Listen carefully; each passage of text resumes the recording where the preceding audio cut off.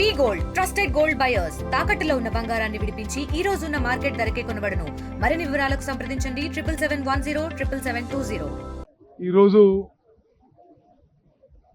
నేను ఉమ్మడి నల్గొండ జిల్లా ఇన్ఛార్జ్ మంత్రివర్యులు అడ్లూరి లక్ష్మణ్ గారు, స్థానిక శాసనసభ్యులు జేవీ రెడ్డి గారు, మిర్యాలగూడ ఎమ్మెల్యే బిఎల్ఆర్ గారు, శాసన మండలి సభ్యులు శంకర్ నాయక్ గారు, మాజీ జిల్లా పరిషత్ వైస్ చైర్మన్ ప్రియమిత్రుడు లింగారెడ్డి గారు, స్థానిక పెద్దలందరూ కలిసి కూడా ఈ నాగార్జున సాగర్ గేట్లు మరి ఎత్తడం, కృష్ణా నదిలోకి నీళ్లు వదలడం ఇది ఎంతో సంతోషం, సంతృప్తి, ఆనందదాయకమైన విషయం అని చెప్పి నేను మనవి చేస్తున్నాను.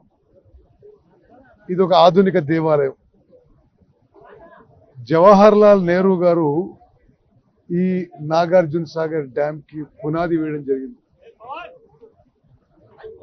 దేశం కోసం ప్రాణాలు అర్పించిన వీర వనిత మాజీ ప్రధాని ఇందిరాగాంధీ గారు ఈ యొక్క ప్రాజెక్టు ప్రారంభం చేయడం జరిగింది. నాగార్జున సాగర్ డ్యామ్ ద్వారా రెండు రాష్ట్రాలకు కలిపి 22 లక్షల ఎకరాల ఆయకట్టుకి నీళ్ళు అందించే ఒక మహత్తర గొప్ప ప్రాజెక్ట్ ఇది. జవహర్ లాల్ నెహ్రూ గారి పేరుతో ఏర్పడిన కుడి కాలువ ఆయకట్టు 10 లక్షల ఎకరాల ఆయకట్టు, భారతదేశ ద్వితీయ ప్రధానమంత్రి లాల్ బహదూర్ శాస్త్రి పేరుతో ఉన్న కాలువ, ఎడమ కాలువ 10.4 లక్షల ఎకరాలకి నీళ్ళు అందిస్తున్న ప్రాజెక్ట్ ఇది. తెలంగాణ భూభాగంలో 6.5 లక్షల ఎకరాలకి, ఆంధ్రప్రదేశ్ భూభాగంలో 4 లక్షల ఎకరాలకి ఆయకట్టు అందిస్తున్న మరి ఎడమ కాలువ. జిల్లాల వారీగా చూసినప్పుడు నల్గొండ జిల్లాలో 1.5 ఎకరాలు, సూర్యాపేట జిల్లాలో 2.3 లక్షల ఎకరాలు, ఖమ్మం జిల్లాలో 2.5 లక్షల ఎకరాలకు కలుపుకొని తెలంగాణ భూభాగంలో 6.5 లక్షల ఎకరాలకు నీరు అందిస్తున్న అతి పెద్ద ప్రాజెక్టుగా నాగార్జున సాగర్ ప్రాజెక్టు రూపొందించబడింది.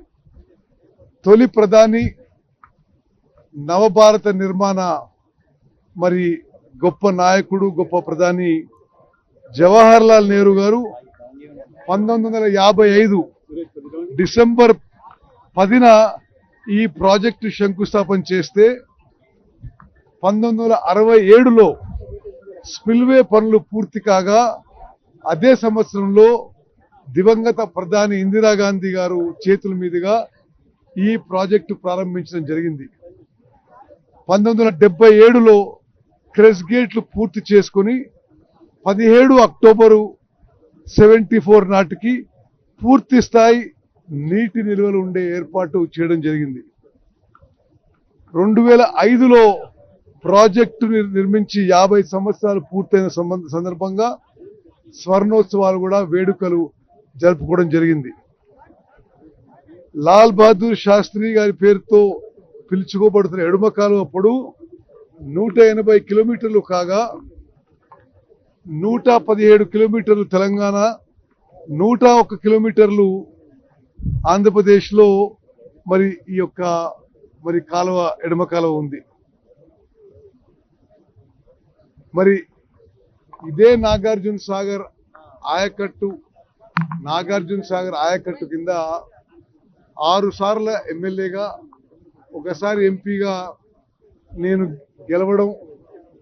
వరుసగా గెలవడం, మరి ఈసారి ఇరిగేషన్ మంత్రిగా మరి నాగార్జున సాగర్ మరి పూర్తిగా 590 అడుగులకి నిండు కుండలా ఉండే ఈ సందర్భంగా ఈ క్రెస్ట్ గేట్స్ మరి ఓపెన్ చేయడం, మరి నాకు ఈ అవకాశం రావడం ఇది నా అదృష్టంగా భావిస్తున్నాను.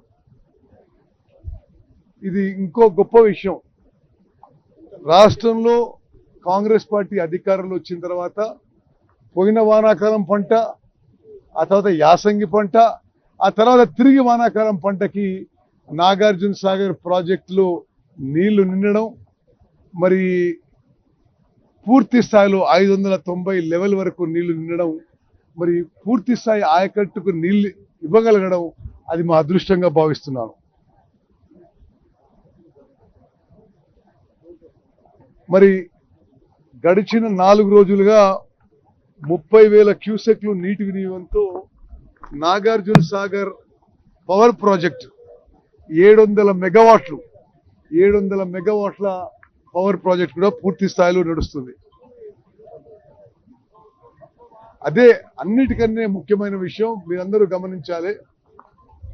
నిర్దిష్ట షెడ్యూల్ కంటే ముందు ఎడమ కాలువ ద్వారా ఈరోజు అంటే పవర్ ప్రాజెక్టు యొక్క నీళ్లు విడుదల కాకుండా అదనంగా ఎడమ కాలువలో 3,000 క్యూసెక్లు ఈరోజు విడుదల చేసి ఖరీఫ్ పంటకు మరి మన కాంగ్రెస్ ప్రభుత్వం తోడ్పాటును అందిస్తుంది.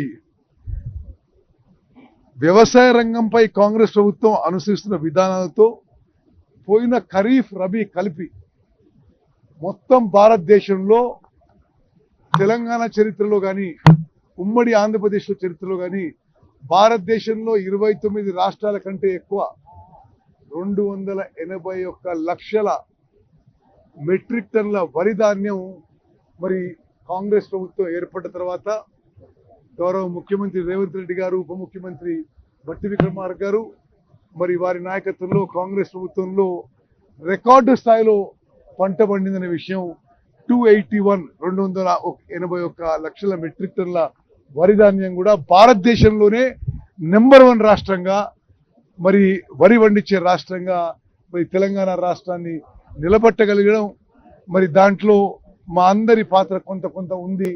దానికి మేము ఎంతో మా అదృష్టంగా భావిస్తున్నాం, ఎంతో సంతోషిస్తున్నాం అని చెప్పి కూడా నేను మనవి చేస్తున్నా.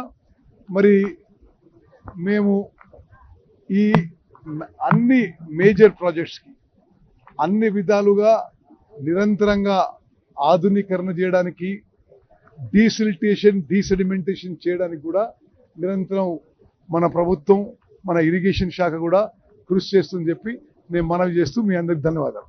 మరో రికార్డు కూడా 18 సంవత్సరాల తర్వాత ఎప్పుడు ఆగస్టులో నిండేది, ముందుగానే నిండింది. గతంలో కాంగ్రెస్ ప్రభుత్వంలో అయింది, మళ్ళీ 2007 తర్వాత మళ్ళీ ఇప్పుడు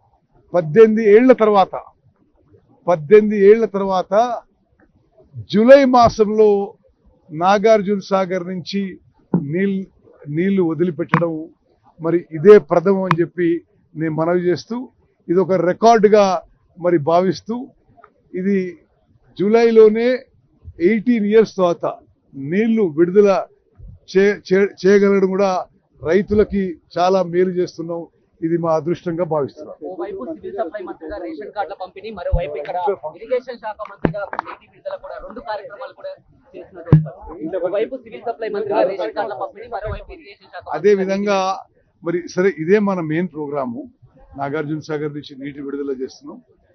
నాగార్జున సాగర్ నుంచి నీటి విడుదల చేసి వచ్చిన క్రమంలో ఒక 3-4 కాన్స్టిట్యున్సీస్ లో రేషన్ కార్డు పంపిణీ కార్యక్రమంలో పాల్గొంటున్నాం. ఇండియా పాకిస్తాన్ తాజా అప్డేట్స్ కోసం డౌన్లోడ్ చేసుకోండి RTV లైవ్ యాప్.